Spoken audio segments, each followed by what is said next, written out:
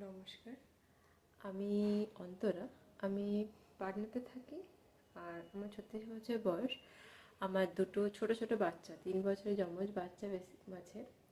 তো শর্মিষ্ঠা বন্দ্যোপাধ্যায় ম্যাডামের কাছে প্রথম ফেস জয় কথাটা আমি ফেসবুকে শুনি।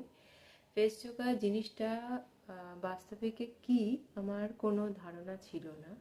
আমি সেটা নিয়ে কখনো ভাবিও নি। প্রথমবার ওনার কাছে ভেবে দেখে, হ্যাঁ আচ্ছা, যোগা জিনিসটা তো খুব নতুন একটা জিনিস, ফেস যোগা। ওনার সাথে কথা বলে আমার ভালো লেগেছিলো। আমি ওনার কাছে প্রথমে ক্লাস জয়েন করলাম, অত কিছু না ভেবে।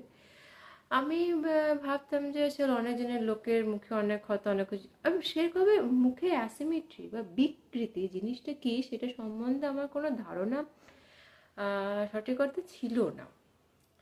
আমি জানতাম যে আমি যখন কথা বলি তখন আমার মুখের ডান দিকটা একটু উঠে থাকে, ঠোঁটটা একটুখানি ডান দিকে উঠে থাকে। সেটা আমি ভাবতাম যে এটা আমার জন্মগত একটা কিছু বিকৃতি।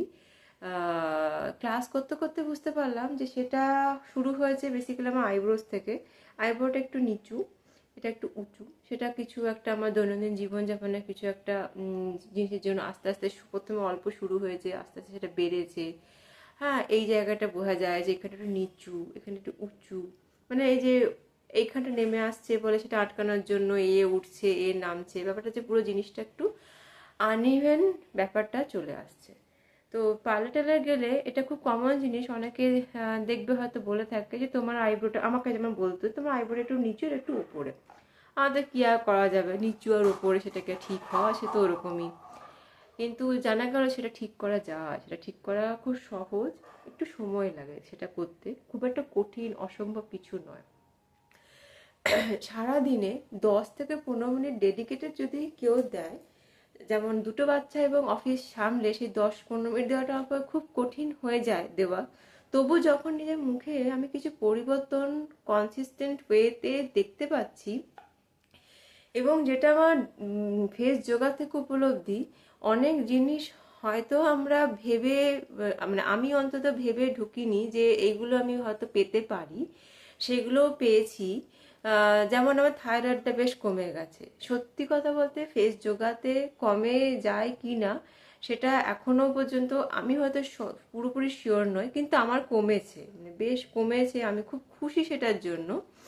তো ফেস যোগা কোর্সটা শেষ হয়ে যাওয়ার পরও আমি যদি কন্টিনিউ ফেস যোগা করে যাই, এবং যদি আমার থাইরয়েডটা কমের দিকে থেকে ওষুধটা বন্ধ হয়ে যায়, তাহলে নো ডাউট আমি বলবো যে ফেস যোগাটার জন্য আমার সেই জিনিসটা লাভ হয়েছে।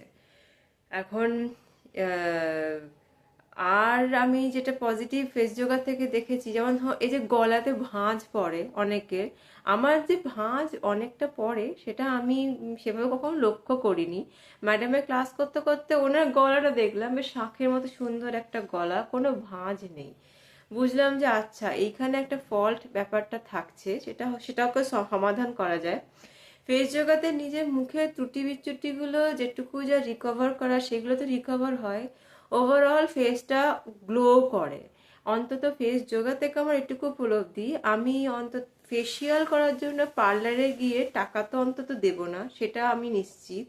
এই যে আমি 3 মাসের কোর্সটুকু করেছি নাও, এবারে আমি জানি আমার সামনে যদি কোনো অকেশন থাকে, কোনো বিয়ে বাড়ি থাকে যেখানে আমাকে ডেফিনেটলি খুব গ্লোয়িং দেখাতে হবে, আমি সারা সকাল বিকাল সময় করে কষ্ট করে ফেস যোগাটা করে যাব।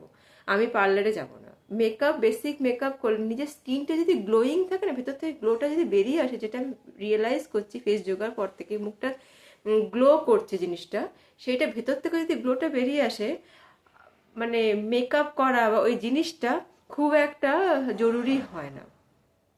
আর সেটার জন্য আমাদের যে ম্যাডাম শর্মিষ্ঠা ম্যাডামের কাছে প্রথম কথা হচ্ছে অশেষ আমি কৃতজ্ঞশীল। উনি অসম্ভব ধৈর্য, মানে ওনার অসম্ভব ধৈর্য। সেই ধৈর্য থেকে অনেক কিছু শেখার, এত ধৈর্য ওনার।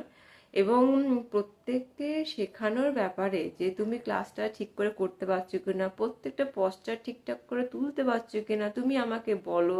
তোমরা আমায় কেন ফোন করছো না যে তোমাদের কোথাও আটকে যাচ্ছে।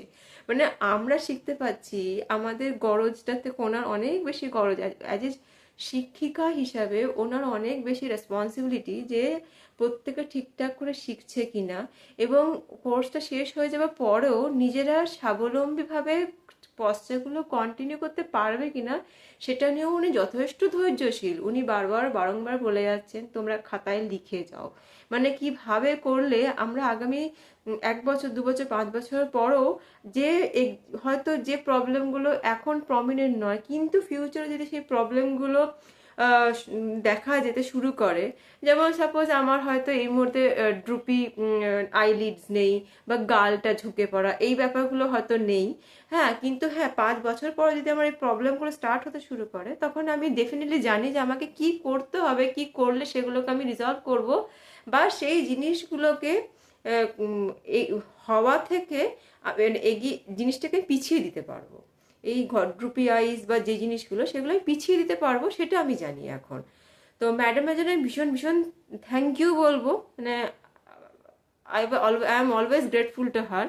লাইক এত মানে ডেডিকেটেড একজন শিক্ষিকা কোনো কিছু শেখানোর বিষয়ে পাওয়ার জন্য আমি ভীষণ ভীষণভাবে খুশি।